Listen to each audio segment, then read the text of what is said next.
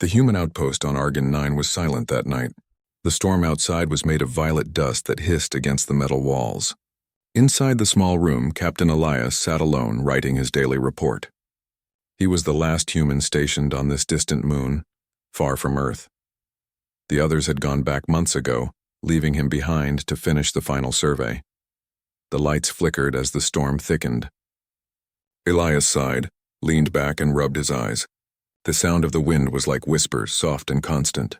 Then he heard something else, a gentle knock on his door. He froze. No one was supposed to be here.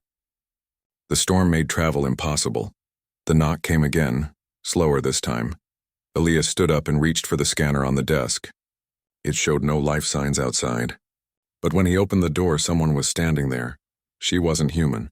Her skin had a pale shimmer like silver light underwater. Her hair fell softly over her shoulders, faintly glowing blue in the dim corridor.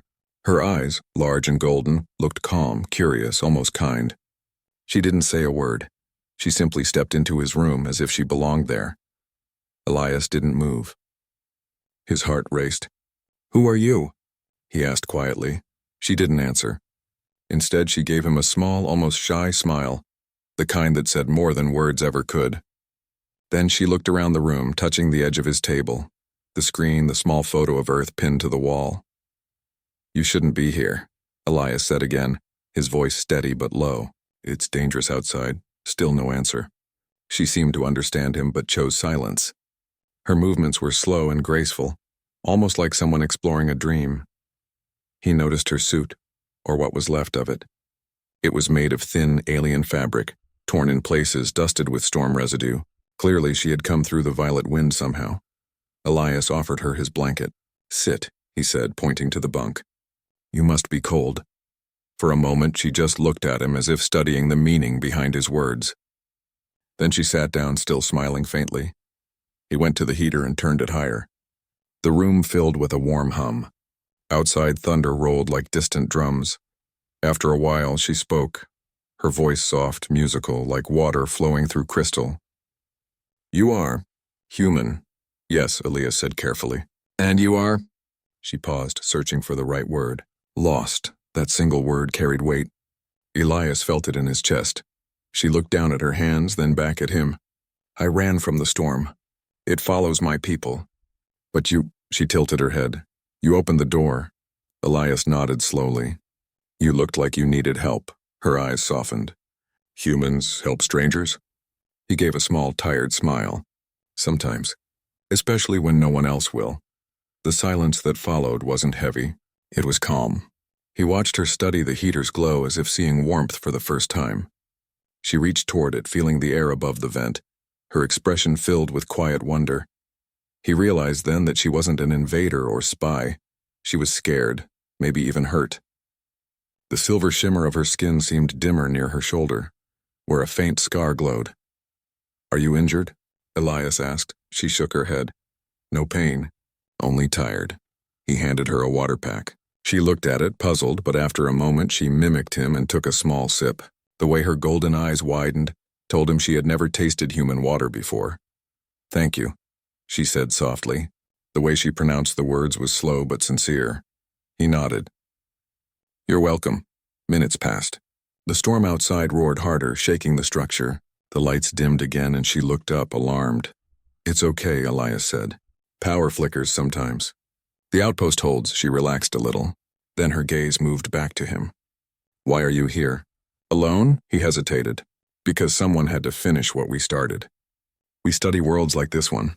Their winds, their soil, their life." She looked thoughtful. "You study life, and then you leave?" He smiled faintly. "That's the human way." Her eyes seemed to hold a mix of sadness and respect. "Strange," she said, "but brave." The storm outside began to fade. The violet light through the window turned soft. Like dusk on another world, Elias looked at her. This quiet, lost alien who smiled without fear and trusted him without reason. She looked peaceful, almost human in that soft light. Her silver skin reflected the morning glow, and her golden eyes seemed full of thought. Elias got up slowly, careful not to startle her.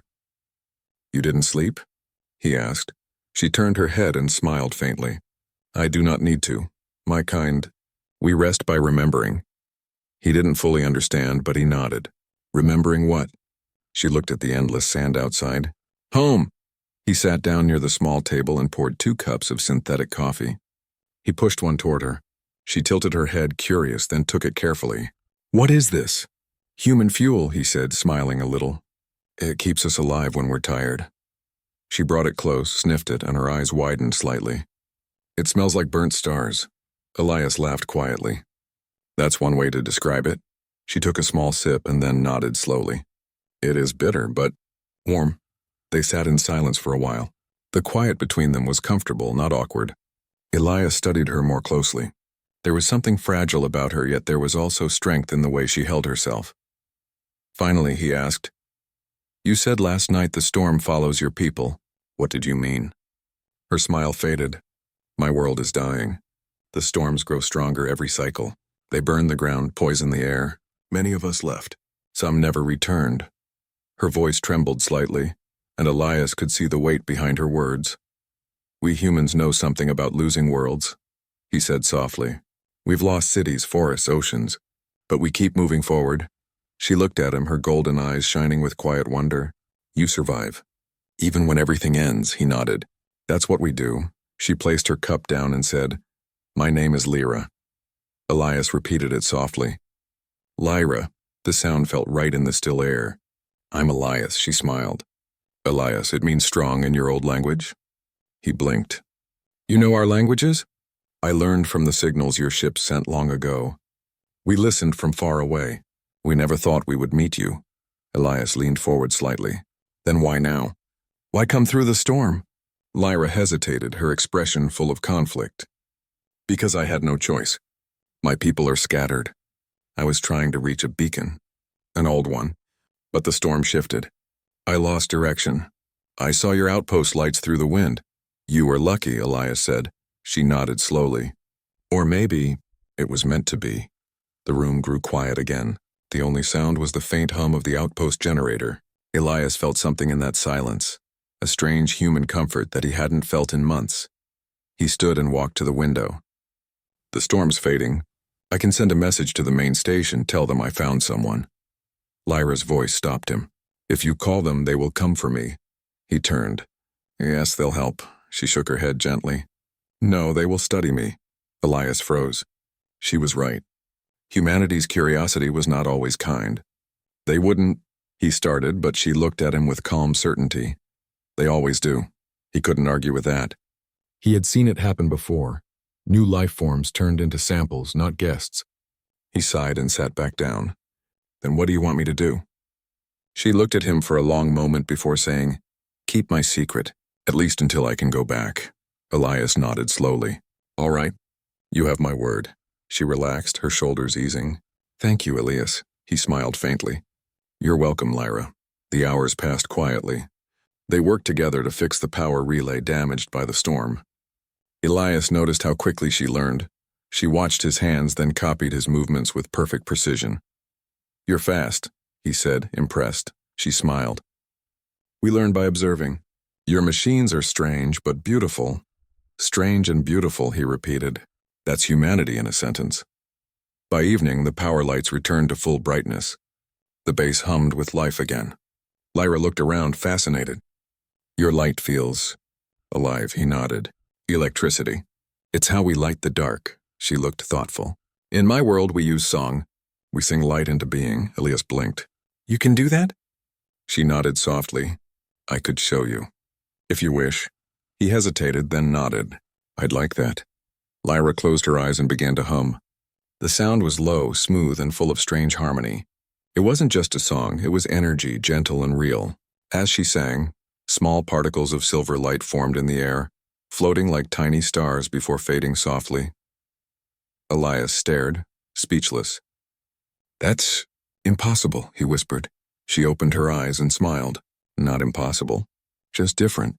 He looked at her, half in awe, half in disbelief. Your people could teach us so much. She shook her head slowly. Only if your people would listen with hearts, not weapons. The weight of her words hung between them. Elias felt it deeply. Humanity's reputation among the stars was not gentle. Lyra looked toward the window again. The storm will return soon.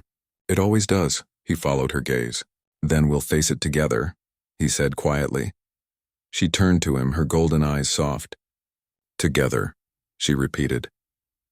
As the night came again, Elias realized that he was no longer just studying another world. He was part of something new, a fragile bridge between two lives built in silence, trust, and a shared desire to survive the storms of their worlds. The next few days passed quietly inside the outpost.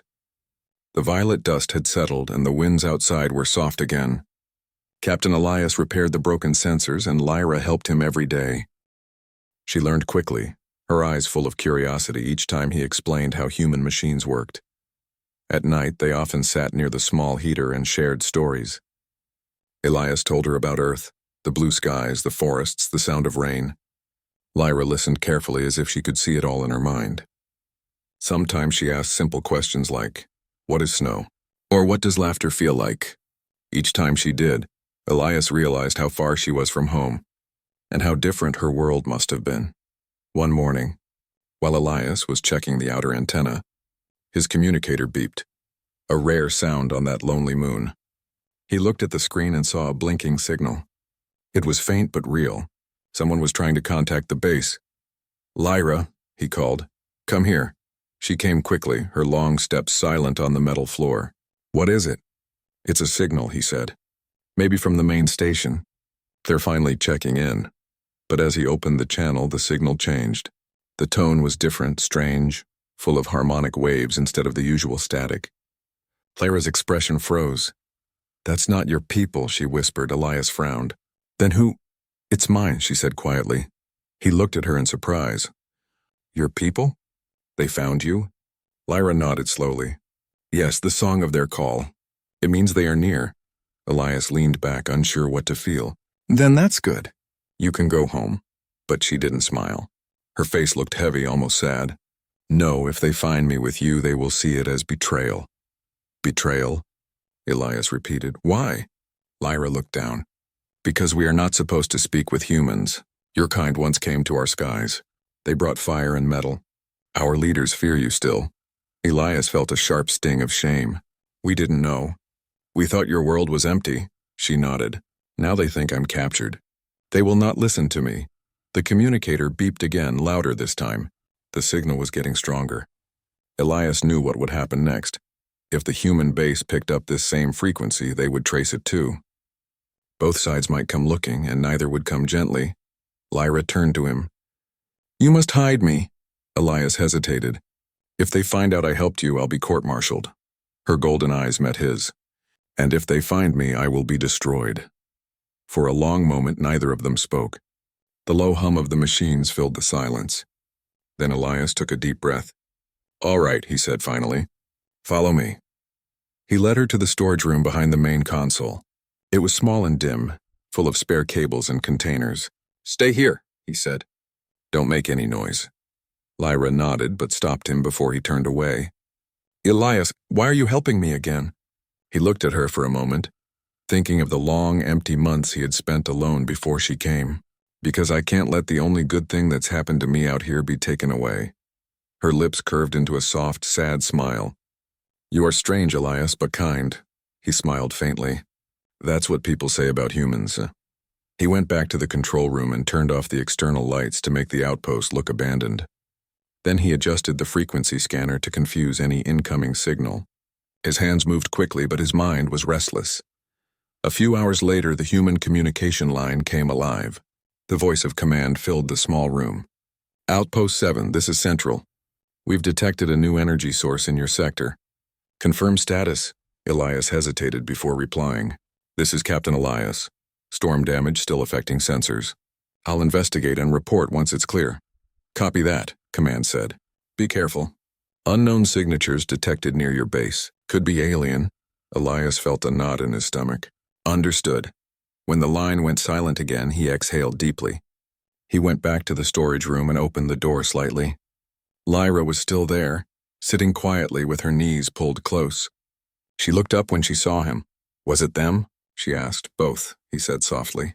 "My people are coming and so are yours." Lyra's eyes darkened with worry. "Then there will be war again." Elias shook his head. "Not if I can stop it." She looked at him with hope and fear mixed in her golden eyes. "How will you stop two worlds?" He didn't answer. He didn't know. That night the sky above Argent 9 glowed faintly. Two different lights appeared far away, one blue, one red.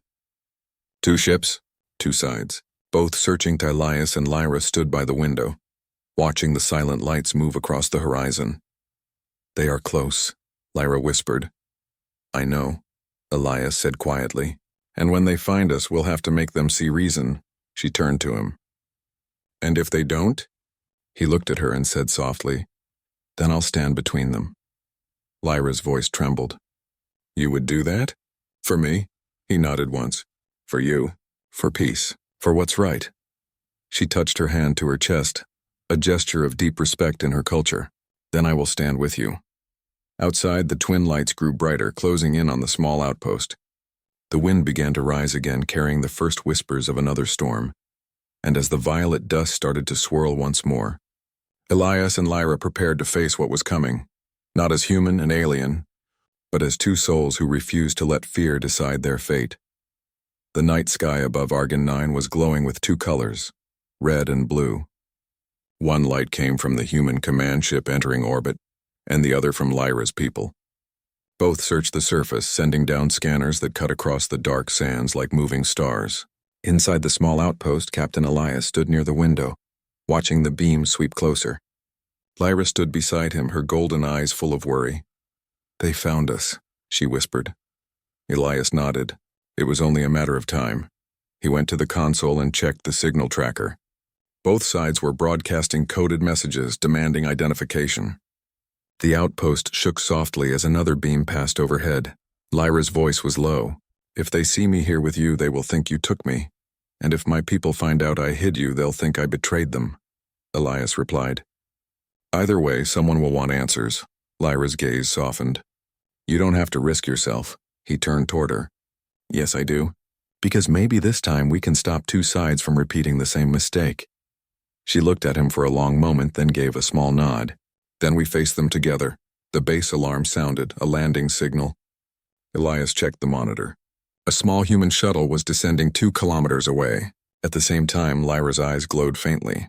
"My people are near too," she said quietly. "I can feel them." Elias took his jacket, grabbed his communicator, and looked back at her. "Stay inside." "Let me talk first," Lyra shook her head. "If I hide, they will assume guilt. I must stand where they can see I am not afraid." He hesitated, but saw determination in her eyes. "All right," he said finally. "We walk out together." Outside, the storm winds were rising again. The violet dust spun around them as they stepped into the open. The human shuttle landed nearby, its engines humming with heat. From the other side of the valley, a sleek silver craft descended, light rippling around its curved hull. Two ships, two worlds facing each other in silence. Elias and Lyra stood between them. The human door opened first. Commander Rice stepped out, tall and sharp-eyed, holding his helmet under one arm. "Captain Elias," he called. "You're alive. We lost contact for weeks." Then his eyes moved to Lyra and his expression hardened. "And what in Earth's name is that?" Lyra flinched at his tone, but Elias stood firm. "She's not a that. Her name is Lyra. She's a person." Commander Rice frowned. "You brought an alien into the base? Without command authorization?" Before Elias could reply, a beam of soft white light came from the silver ship. 3 of Lyra's people appeared. Tall figures, skin like silver mist, eyes bright like suns. Their leader stepped forward, speaking in melodic tones that made the air vibrate. Lyra replied in her language, her voice calm but strong. Elias couldn't understand the words, but he could feel their meaning, pleading, explaining, warning. The human commander raised his weapon slightly. "Captain, get back. We don't know their intentions." "They're not here to fight," Elias said firmly. Rice shook his head. "That's not your call." The alien leader looked toward the humans, his tone sharper now. Lyra's voice rose, desperate. Then she turned to Elias and spoke in English, her words trembling. "They think you captured me. They demand your surrender." Elias stared at her. "Surrender?" Lyra nodded slowly. "They fear you, Elias. They remember the old fire." Rice took a step forward. "Old fire? What is she talking about?" "An old human exploration fleet," Elias said quietly. "Before our time. They came here once and left destruction behind. The wind howled louder. Sand spun between the two groups like smoke.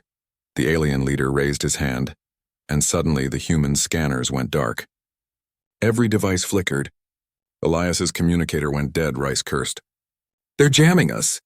Prepare defensive stance!" Lyra stepped between them, her voice rising. "Stop, please." But the tension grew. Human soldiers aimed their rifles. Alien energy rods began to glow. Elias felt his heart hammering in his chest. He stepped forward. "Everyone stop!" he shouted, his voice cutting through the storm. Both sides hesitated, eyes turning toward him. Elias looked at Rice first. "Commander, you came here to find me. You found me alive. Don't turn this into a war." Then he looked at the alien leader. "She came to me for help. I gave it. That's all." Lyra translated his words quickly, her voice full of emotion. The alien leader's eyes softened slightly but remained cautious. Elias continued. "If you destroy each other now, you'll prove every fear right, that peace between different worlds is impossible. But I don't believe that. I saw kindness in her. I saw courage. And maybe that's what both our species need to remember." For a moment, no one spoke. The storm howled around them, violet light flashing between red and blue glows. Then Lyra's leader lowered his weapon.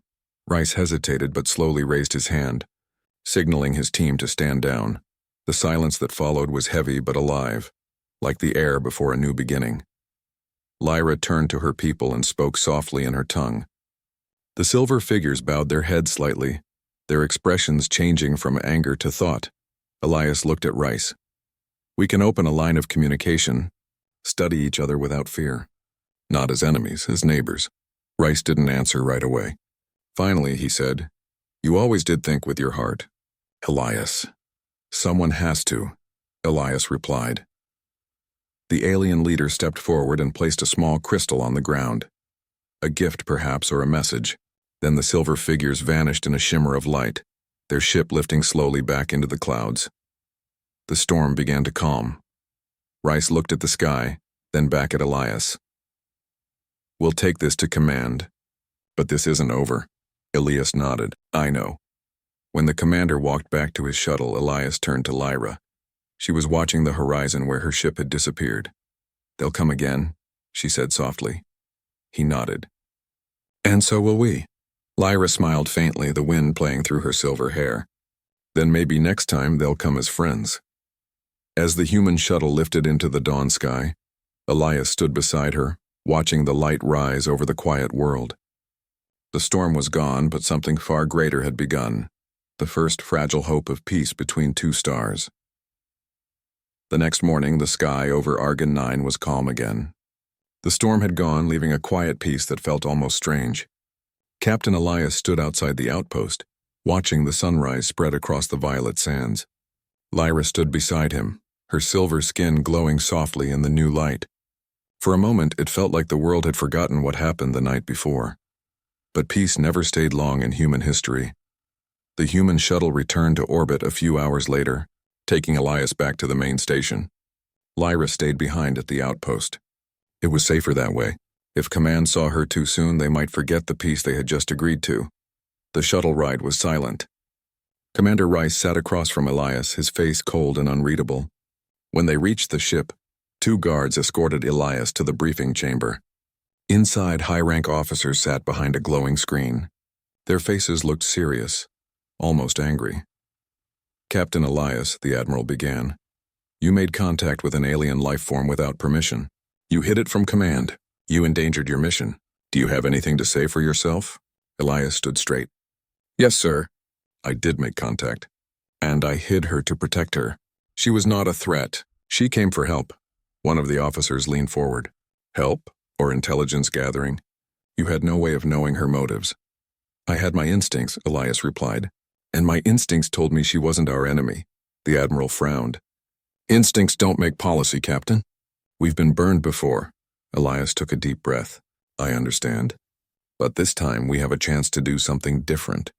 Her people came and we avoided bloodshed. We talked, we stood down. That's worth something."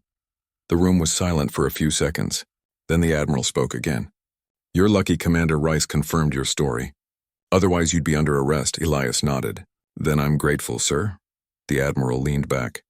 We're sending a diplomatic team to Argon 9. You're ordered to stay aboard until we decide what to do with you. Elias hesitated. And what about Lyra? The Admiral's eyes narrowed. The alien? She's being monitored from orbit. Don't worry, Captain. We'll handle first contact properly this time.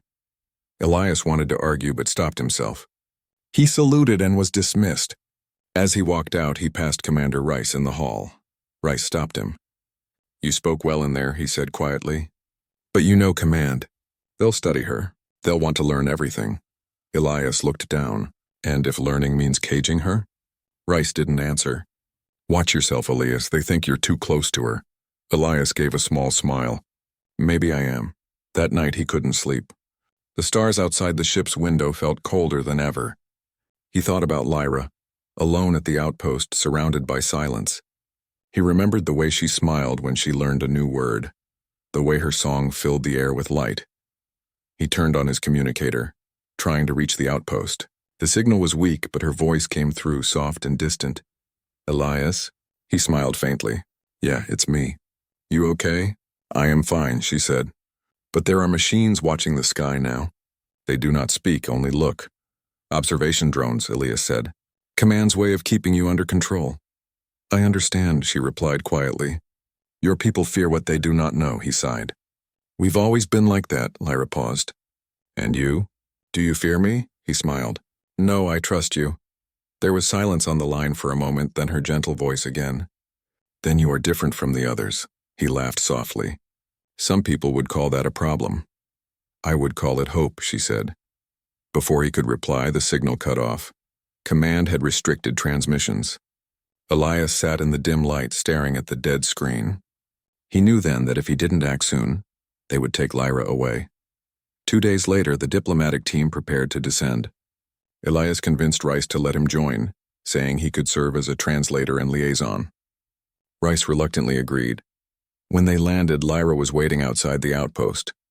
She looked calm, but Elias could see the worry behind her eyes. The diplomat stepped forward, recording everything, scanning her every move. They spoke with careful politeness, asking questions about her people, her world, her purpose.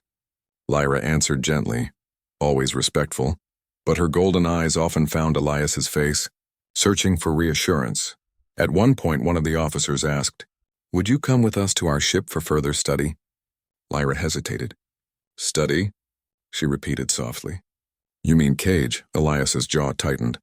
She's not a specimen. She's a person. The officer frowned. Captain, you are not in command here. But Lyra lifted her hand slightly. It is all right, she said. I will go, if you promise not to harm anyone. Elias stepped closer. Lyra, you don't have to. She smiled sadly. Sometimes peace needs someone to take the first step. Her words silenced everyone. Even the officers lowered their eyes. When she walked toward the shuttle, the wind carried a faint echo of her song. Soft, beautiful, full of longing. Elias stood still, listening as the melody faded into the air. Commander Rice came to his side. She trusts too easily. Elias nodded slowly. Maybe that's what makes her better than us. As the shuttle doors closed behind her, Elias looked toward the violet horizon. Something in his chest felt heavy, a promise he hadn't spoken but still carried. He knew this wasn't the end. Command wanted answers, but he wanted something greater. A bridge between their worlds that couldn't be broken by fear or greed. And as the human ship lifted toward the stars, Elias made a silent vow. If they tried to cage her, he would find a way to set her free. The human ship Argus floated in orbit above Argon 9. Its engines quiet, its halls full of tension. Inside, Lyra sat in a small observation chamber surrounded by glass walls. She wasn't chained or hurt, but the room still felt like a cage. The scientists outside watched her carefully, taking notes, speaking in low voices. Every few hours, they asked her questions about her world, her people, her abilities. She answered with patience, but her golden eyes showed sadness. Captain Elias stood outside the glass, watching too. He had been ordered to stay silent during the study sessions, but it was becoming harder every day. He could see how tired Lyra looked, how she kept glancing toward the stars as if calling for freedom. Commander Rice joined him at the window. You look like a man standing in front of a storm, he said quietly. Elias didn't move. She's not a threat, Rice. She's scared. We promised we wouldn't treat her like this. Rice sighed. It's not my call. Command wants data. You know how they think. Knowledge first, feelings later. Elias turned toward him. That's the problem. Feelings never come later.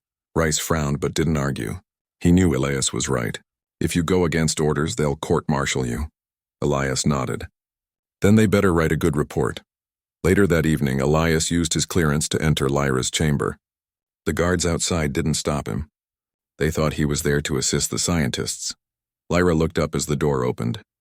When she saw him, her eyes brightened with relief. Elias, she whispered, standing. He gave a small smile. I had to see you. Are they treating you all right? They speak softly, she said, but their eyes are sharp. They look at me like a puzzle, not a person. Elias stepped closer. That's going to change. I promise, she tilted her head. You cannot promise what your leaders control. He looked at her for a long moment. Maybe not, but I can still keep my word. She smiled faintly. You always try to protect everyone. Even me, he nodded. Especially you. Just then the intercom crackled. Captain Elias, report to the command deck immediately. He sighed. I have to go. Don't talk to anyone until I'm back. Lyra nodded, her voice soft. Be careful, Elias. When he reached the command deck, the Admiral's face filled the central screen. Captain, we've received a signal from the alien fleet. They're asking for her return or they'll come for her. Elias froze. They won't attack if we just talk. They're not in a talking mood, the Admiral replied. They sent a warning shot near one of our satellites. That's a message. We need to prepare for defense. Rice looked uneasy. If we fight, this could become the first interstellar war. The Admiral's tone hardened. Then maybe it's time humanity reminds the galaxy what we're capable of. Elias couldn't believe what he was hearing. Sir, she's the reason we're not already fighting. Give her back and we avoid all this. Negative, the Admiral said sharply. She's valuable. Her physiology, her technology, and she's proof of a new species. We can't lose that. Elias clenched his fists. She's not proof. She's a person. The screen went dark as the Admiral ended the call. Rice looked at him. Don't do anything stupid, Elias. Elias gave a small, sad smile. I already am. He turned and left the bridge before Rice could stop him.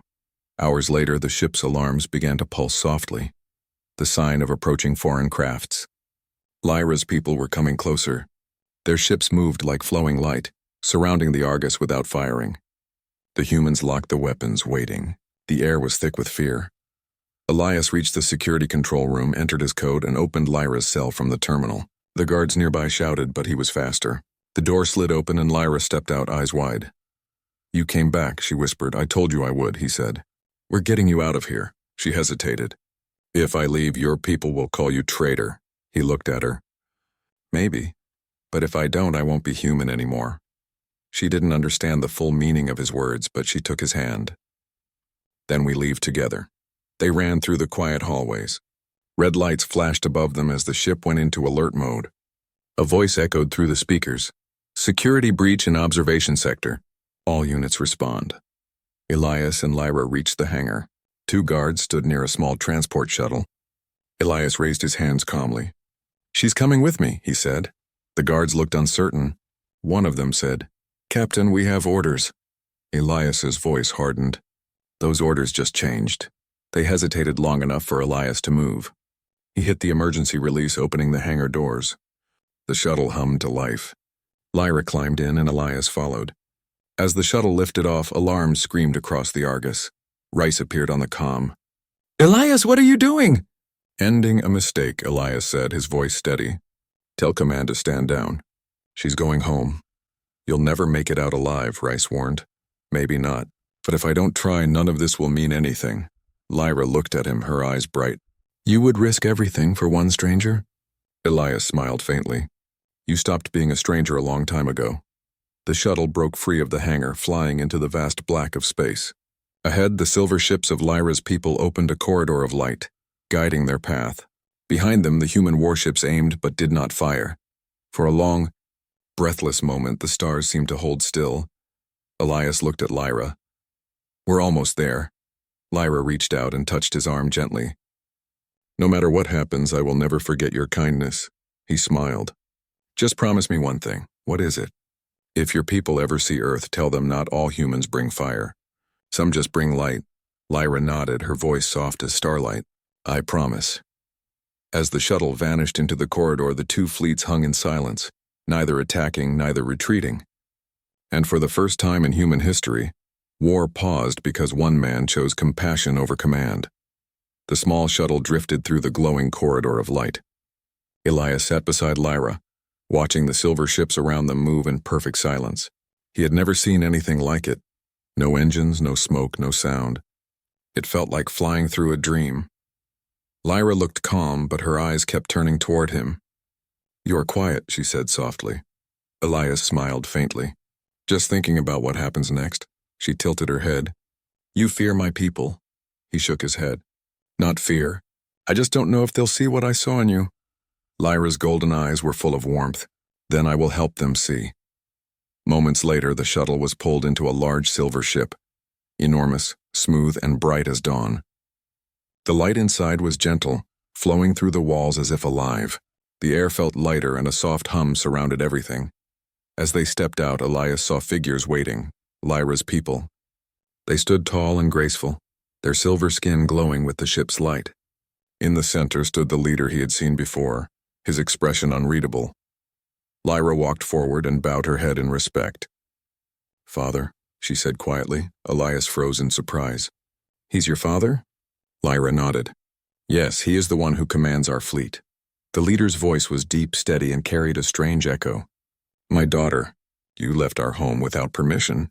You entered the humans' world, and you brought one of them here. Lyra stood firm. Because they are not as we were taught. Elias saved my life. He showed kindness when there was no reason to. The leader's eyes turned toward Elias. And you, human. You defied your leaders, broke their laws, and risked your life to take her from them. Why? Elias met his gaze. Because she trusted me. Because I couldn't watch fear destroy what could become peace. The hall was silent.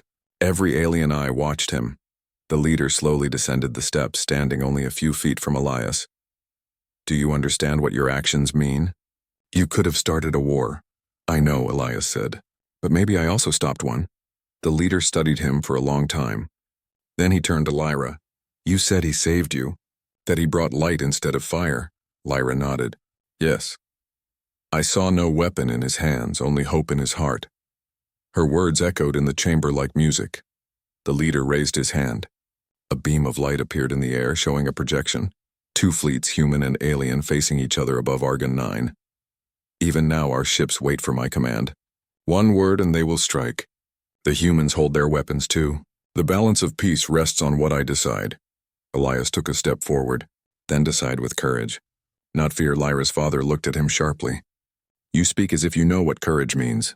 Elias's voice was calm but strong. I do. Courage isn't about fighting. It's about choosing peace when everyone else chooses war. The leader was silent again. Then slowly he lowered his hand. The image of the fleets faded. He looked at Lyra. You believe in him? With all my heart, she said. He turned back to Elias. Then I will believe in you. Once. Lyra's eyes filled with light. Father. The leader raised his hand to her gently. You have changed, my daughter. You speak with warmth I have not seen in many cycles. Perhaps the humans have more than I thought. He looked at Elias. You will return to your people. I will send you with a message, one not of war, but of peace. But understand this. If they betray that peace, the stars themselves will remember.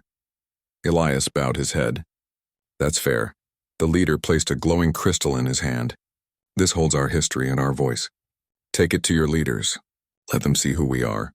Elias accepted it carefully. I'll make sure they listen. Lyra stepped closer, her voice soft. You are going back? He nodded slowly. They need to hear this from me, and maybe one day I'll come back. Her eyes shimmered with emotion. Then I will wait, he smiled. You always do? A few moments later, a silver sphere lifted Elias gently from the floor. It surrounded him with light, carrying him toward the edge of the ship. As he looked back, Lyra stood near her father, her golden eyes bright and full of hope. Goodbye, Elias, she whispered, her voice carried by the light. Goodbye, Lyra, he answered softly.